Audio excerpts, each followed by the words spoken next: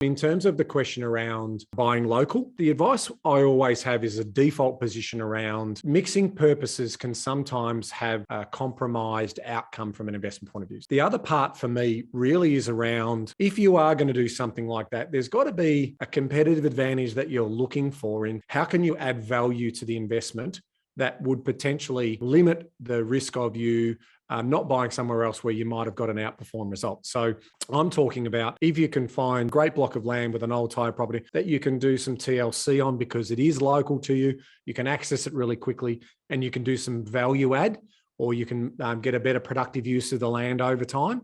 That's probably where the variation of thinking comes in terms of if you can justify that. And, you might be a tradie, you might have a network of people where you can do that really quick. That's ultimately where that might sway the opinion. But traditionally speaking, when you are mixing uses, you always come up with this challenge of, is it the best use of my money? And, am I optimizing for my position? My answer to this question is it's just a cost benefit, right? You've got this plan that you suggested that at the information level that we know sounds sound, right? Versus your financially optimized plan. And it really comes down to which one will yield you a better outcome. And in some cases, that might not be measured just purely in dollars, but ultimately getting a real clear understanding on what is really important to you. So we hear a lot of times, Ben, don't we, where people really do mix purpose and really get emotion and finances mixed. I'm thinking of buying a unit in the city for my kids to go to when they go into uni, and then we might move into it later when we retire.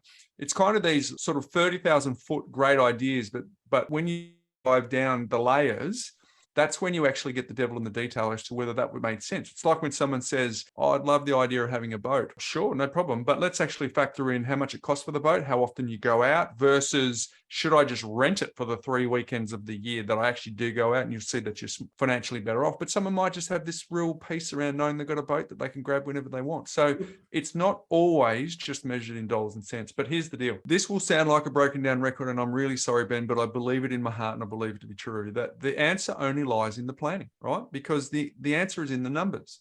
So I've reflected a lot on the fact that you often see CEOs of bigger companies or medium-sized companies were previously the CFO. And the reason that they got to be the CEO is because they had a strategic mind that was overlaid on the fact that they had this intimate level of understanding around the numbers of the business. So if they understand the numbers, which actually drives the business, they can make decisions, which helps with their strategic thinking. So my suggestion here is apply that same CFO thinking on all your household decisions, because this is easily solved when you see the numbers and the impact these decisions have on your options. The answers will become very clear when you take the problem out of your head, where it has to deal with too many other competing priorities, and put it on paper.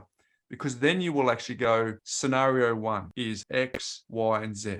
Scenario 2 is alternative A, B, and C. You'll see the numbers. You'll actually have a sense of comparison on a dollars and cents, but then you'll go and reflect back on your priorities and the values that you make the decision.